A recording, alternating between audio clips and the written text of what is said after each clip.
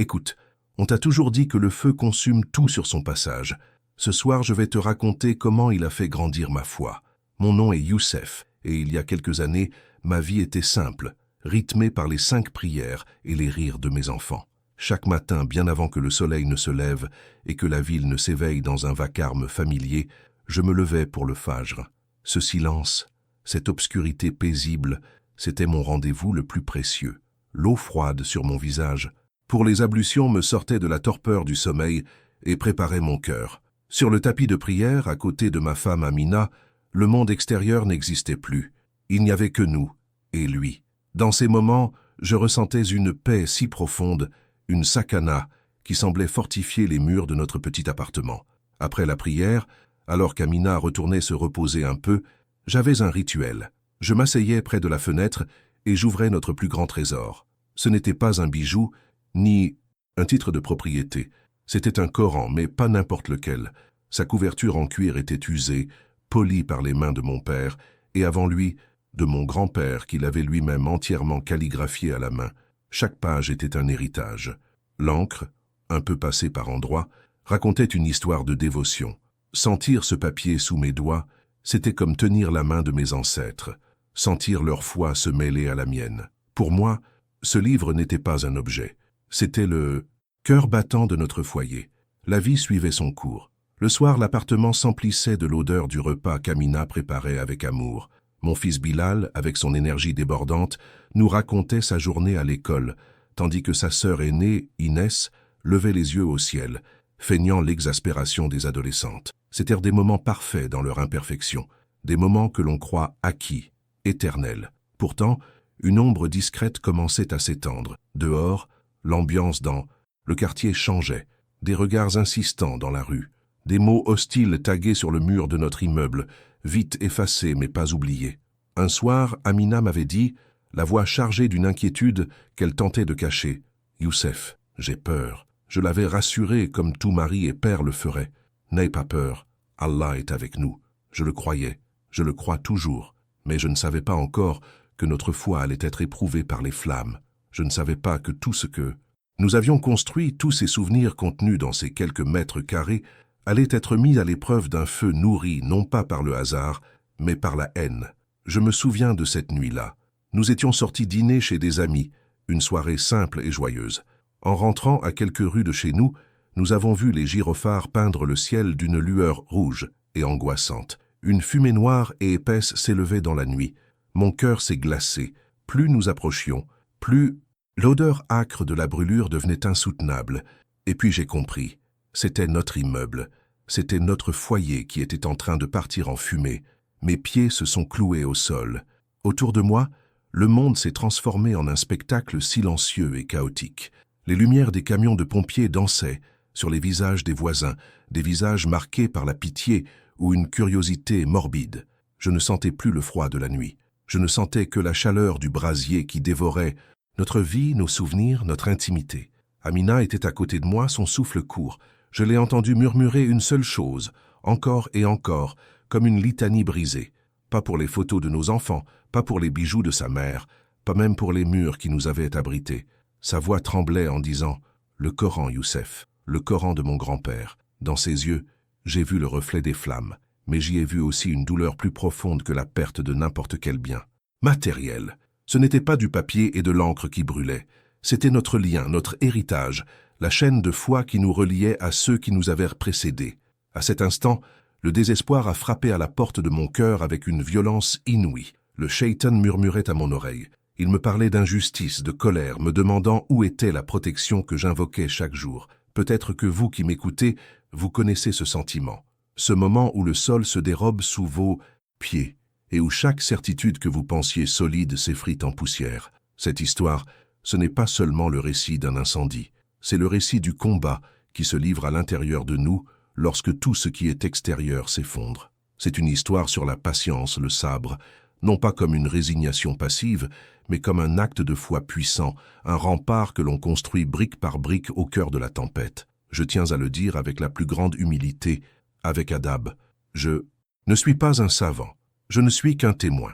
Ce que je partage avec vous, c'est une expérience vécue, une cicatrice sur mon âme qui est devenue une porte vers la lumière. Je ne prétends pas détenir la vérité théologique. Je vous offre simplement mon cœur tel qu'il a été éprouvé, et Allah est le plus savant. Cette nuit-là, nous étions comme de l'argile entre les mains du potier. L'épreuve était le feu, un feu intense et purificateur destiné à révéler la solidité de notre foi ou ses fissures. Face à la détresse de ma femme et au regard perdu de mes enfants, j'ai compris que j'avais un choix. Soit je laissais la colère et le désespoir nous consumer de l'intérieur, soit je nous tournais vers la seule source de paix véritable. J'ai pris ma famille par la main, et je nous ai éloignés de la foule derrière un véhicule, là où nous pouvions être seuls avec notre douleur et notre Seigneur. J'ai serré mes enfants contre moi. Leur petit corps tremblait.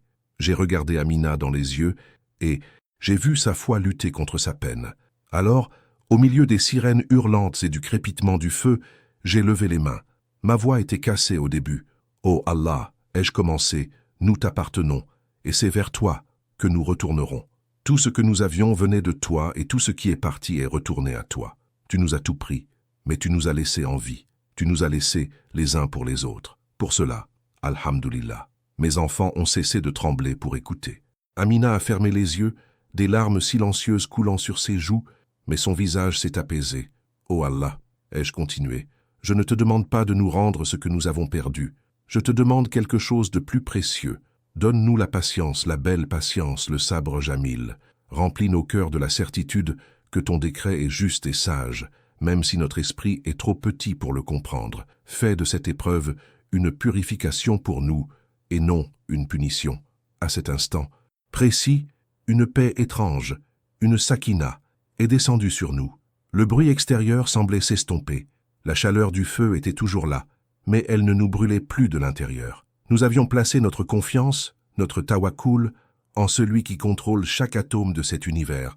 Nous avions tout perdu, mais nous n'avions jamais été aussi riches. Et c'est cette paix qui a préparé nos cœurs aux signes incroyables qui nous attendaient le lendemain. Mais la clé pour comprendre comment un tel miracle a pu se produire, la leçon pratique qui se cache derrière ce qui a laissé le pompier sans voix, je ne la révélerai qu'à la toute fin de ce récit. Car, avant de voir le signe, il faut comprendre l'état du cœur qui est prêt à le recevoir. Cette nuit-là, nous avons trouvé refuge chez des amis qui nous ont ouvert leurs portes sans poser de questions. J'ai veillé mes enfants endormis, leurs visages innocents, enfin apaisés.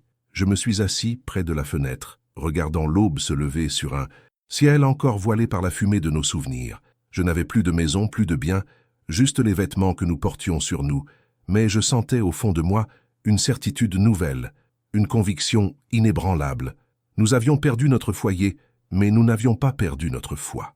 Et je savais, d'une manière que je ne pouvais expliquer, que l'histoire de cette nuit n'était pas terminée. Le lendemain matin, alors que le soleil illuminait les ruines encore fumantes de notre appartement, le téléphone a sonné. C'était le chef des pompiers.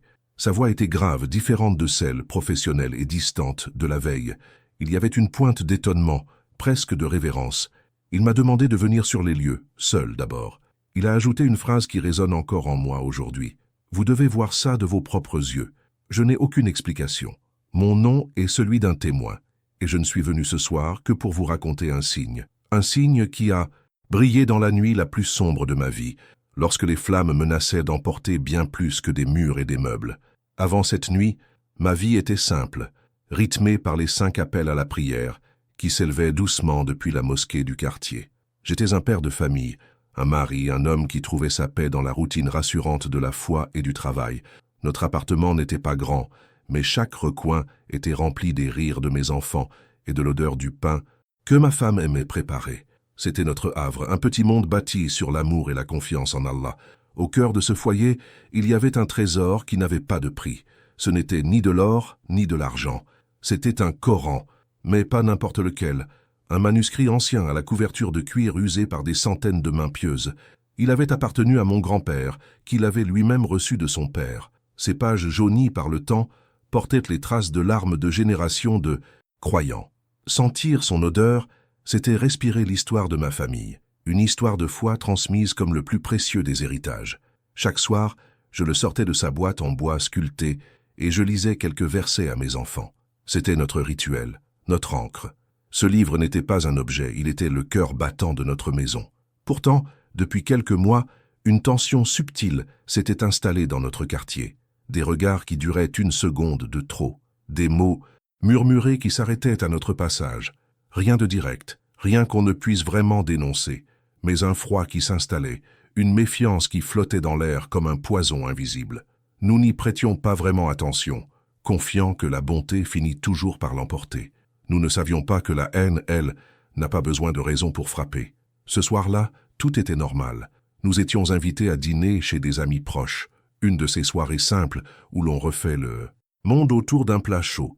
Nous avons hésité à y aller, les enfants étaient un peu fatigués, mais nous avons finalement décidé de sortir. Une décision banale, un choix parmi tant d'autres. C'était le décret d'Allah, le cadre qui se mettait en marche, et nous n'étions que des acteurs dans une scène dont lui seul connaissait l'issue. Nous étions en train de rire, le cœur léger, quand mon téléphone a vibré. C'était un numéro inconnu. J'ai décroché, et la voix paniquée d'une voisine a suffi. Il n'y avait que 3 mots, mais ils ont fait s'arrêter le temps. Le feu, votre immeuble. Le trajet du retour fut un long cauchemar silencieux. Les sirènes des pompiers, au loin, semblaient nous appeler, nous guider vers notre propre malheur. Chaque feu rouge était une torture, chaque seconde une éternité. Je priais intérieurement, une dua confuse et désespérée. Ya Allah, protège-les. Ya Allah, que ce soit une erreur. Mais plus nous approchions, plus l'odeur âcre de la fumée devenait insupportable. Et puis nous l'avons vu. Notre rue, normalement si calme, était un chaos de lumières bleues et rouges. Des gens criaient, et notre immeuble, notre foyer, était une torche géante qui crachait des flammes oranges dans le ciel noir. Notre fenêtre, celle de la chambre de nos enfants, n'était plus qu'un trou béant d'où s'échappait un brasier infernal. Nous sommes sortis de la voiture paralysés. Le monde s'est effondré sous nos pieds. Tous nos souvenirs, les premières dents de nos enfants, nos photos de mariage, tout ce qui faisait notre histoire matérielle était en train de se transformer en cendres. Mais à cet instant, une seule pensée a transpercé mon cœur, plus brûlante que les flammes elles-mêmes, le Coran de mon grand-père. Le choc était si violent qu'il m'a vidé de toute force. Je suis resté là, sur le trottoir, impuissant, regardant le spectacle de ma vie qui partait en fumée. Le bruit était assourdissant. Le crépitement du feu, les ordres criés par les pompiers, les pleurs des voisins. Mais dans ma tête, il n'y avait qu'un silence de mort. Ma femme s'est effondrée à mes côtés. Elle ne pleurait pas pour les meubles, ni pour ses bijoux, ni même pour les vêtements que nous venions d'acheter pour les enfants. Ses larmes coulaient pour une seule chose. Elle répétait en boucle comme une litanie de douleur, le Coran de grand-père. À ce moment-là, j'ai senti le murmure du doute, la tentation du désespoir. Pourquoi nous? Qu'avons-nous fait pour mériter cela? La colère commençait à monter, une vague brûlante qui menaçait de tout emporter sur son passage, y compris ma foi. J'étais au bord du gouffre, prêt à questionner le décret divin. Et c'est là que tout a basculé. J'ai regardé mes enfants, leurs petits visages terrifiés, leurs yeux fixés sur les flammes. Ils cherchaient dans mon regard une réponse, une sécurité que je ne pouvais plus leur offrir. C'est leur peur qui m'a sauvé de la mienne. J'ai compris que si je perdais ma foi à cet instant, alors le feu aurait vraiment tout gagné. Il n'aurait pas seulement détruit nos biens, il aurait détruit notre âme. Alors, au milieu de ce chaos, sur ce trottoir froid, j'ai fait la seule chose qui me restait à faire. J'ai rassemblé ma famille contre moi. Je les ai serrés si fort que je pouvais sentir leur cœur battre la chamade contre le mien, et j'ai commencé à faire une dua à voix haute, pour qu'ils m'entendent, pour que je m'entende moi-même. Je n'ai pas demandé à Allah de nous rendre notre maison. Je ne lui ai pas demandé pourquoi cette épreuve nous frappait. J'ai dit, « Ô Allah, à toi nous appartenons, et à toi nous retournerons. Nous sommes satisfaits de ton décret. Nous avons tout perdu, mais nous ne t'avons pas perdu. Accorde-nous la patience, le sabre. Renforce notre cœur et ne laisse pas cette épreuve affaiblir notre foi.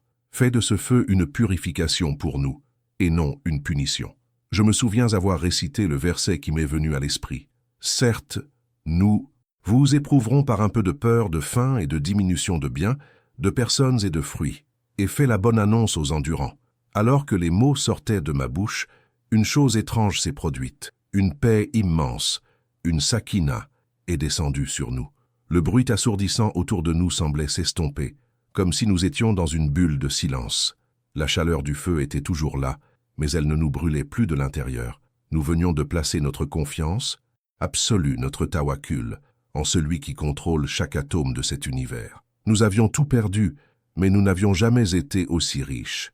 Nous ne savions pas encore que cette prière, faite au milieu des cendres de notre vie passée, était la clé de tout ce qui allait suivre. Cette nuit-là, nous avons trouvé refuge chez des amis qui nous ont ouvert leurs portes sans poser de questions, qu'Allah les récompense. J'ai veillé mes enfants endormis, leurs visages innocents enfin apaisés par l'épuisement. Je me suis assis près de la fenêtre, regardant l'aube se lever sur un ciel encore voilé par la fumée de nos souvenirs. Je n'avais plus de maison, plus de biens, juste les vêtements que nous portions sur nous. Mais je sentais au fond de moi une certitude nouvelle, une conviction inébranlable que cette histoire n'était pas terminée.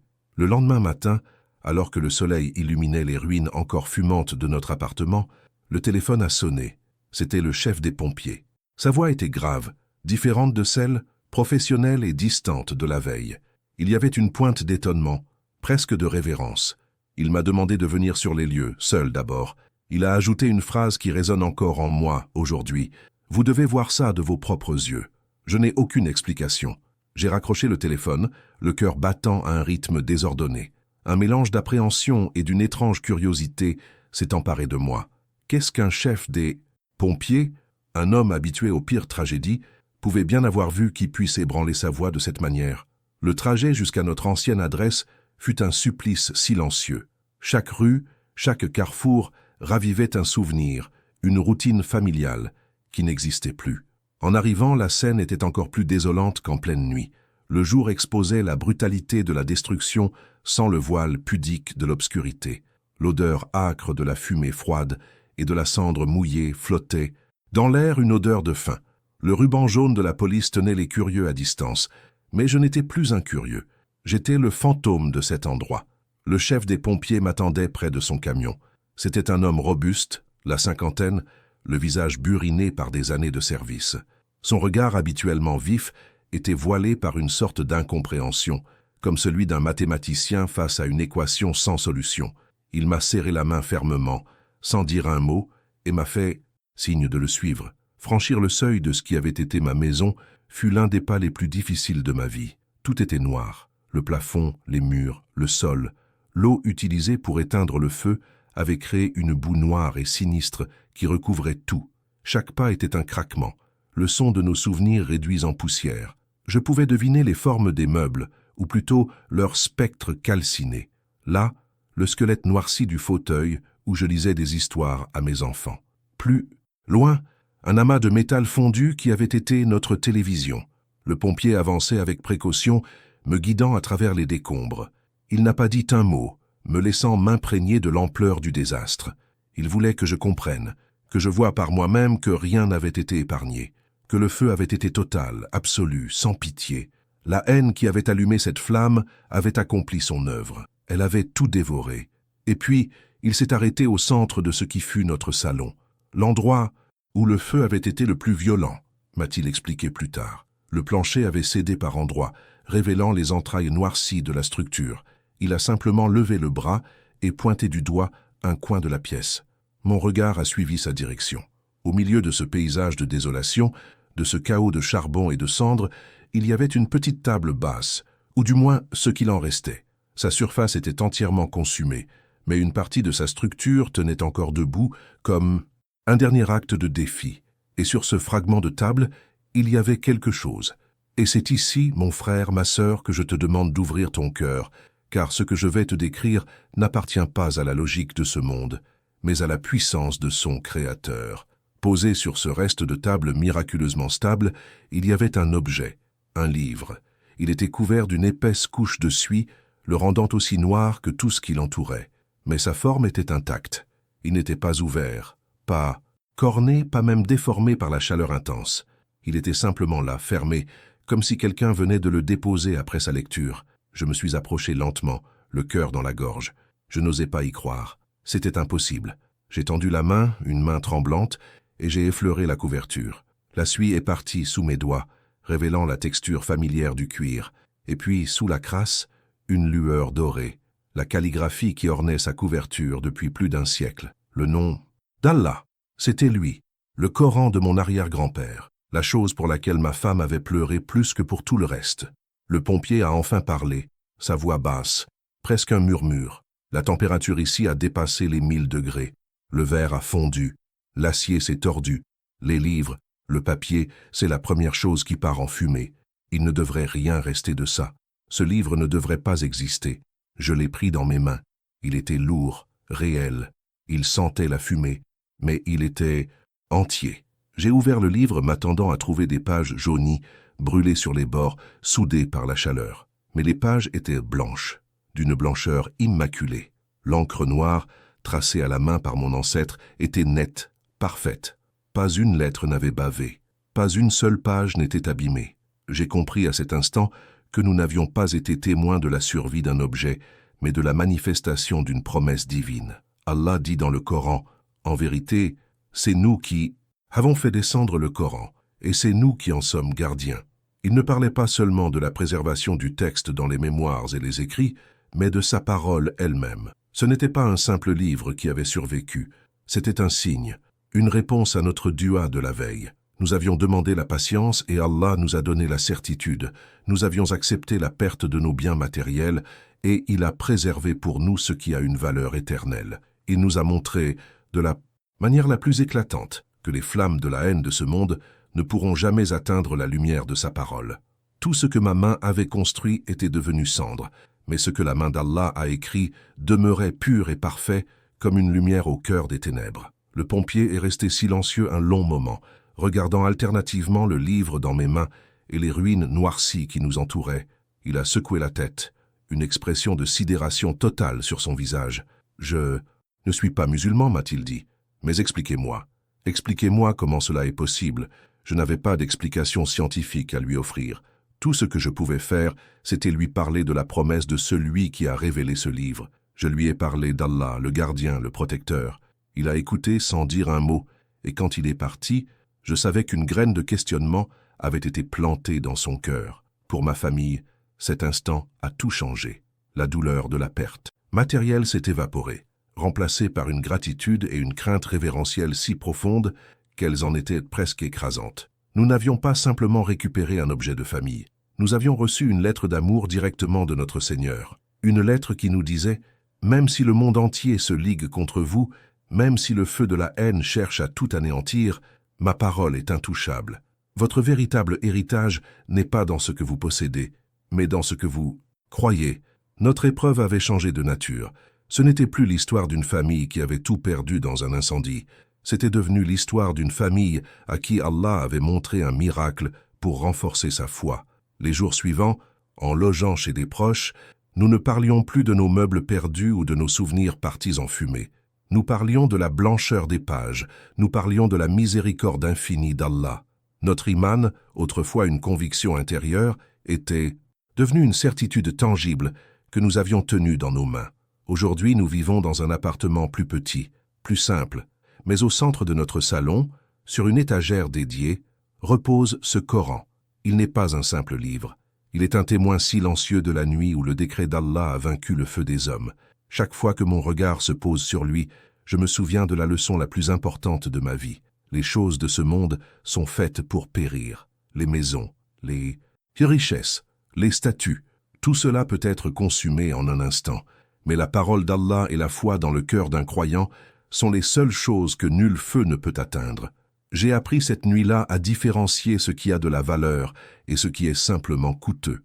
J'ai appris que la véritable richesse n'est pas dans nos comptes en banque, mais dans notre réserve de tawakkul, notre confiance en Allah. Avant, mes prières étaient souvent remplies de demandes pour ce bas monde. Protège ma maison, bénis mon travail, augmente mes biens. Après cette nuit, ma dua la plus fréquente est devenue « Ô Allah, préserve la foi dans mon cœur comme tu as préservé ton livre des flammes. Car si j'ai cela, je n'ai rien perdu. Et si je perds cela, je n'ai rien gagné. » Cette histoire n'est pas la mienne. C'est un rappel pour nous tous. Un rappel que même dans la plus sombre des épreuves, lorsque tout semble perdu et que les murs de notre vie s'effondrent en cendres, une lumière peut jaillir de l'endroit le plus inattendu. La main d'Allah est toujours là, prête à nous montrer un signe, à transformer notre désespoir en certitude. Alors je prie pour vous qui m'écoutez, le cœur lourd, traversant votre propre incendie, visible ou invisible. Qu'Allah le Très-Haut apaise votre peine, qu'il transforme votre perte en un gain pour votre foi, qu'il vous envoie un signe, aussi subtil soit-il, pour vous rappeler qu'il est proche, qu'il entend et qu'il est le meilleur des gardiens. 7. Espace sous cette vidéo est le nôtre, celui de notre communauté. Partagez dans les commentaires un moment, même petit, où vous avez ressenti la proximité d'Allah dans votre vie. Un moment où sa miséricorde a illuminé votre chemin. Je lirai chaque témoignage, car dans nos histoires partagées se trouve une force et un rappel pour nous tous. Si cette histoire a ravivé une flamme dans votre cœur, partagez-la. Non pas pour moi, mais pour qu'elle puisse atteindre une autre âme qui a peut-être besoin de se souvenir que la promesse d'Allah est vérité et que sa lumière ne s'éteint jamais.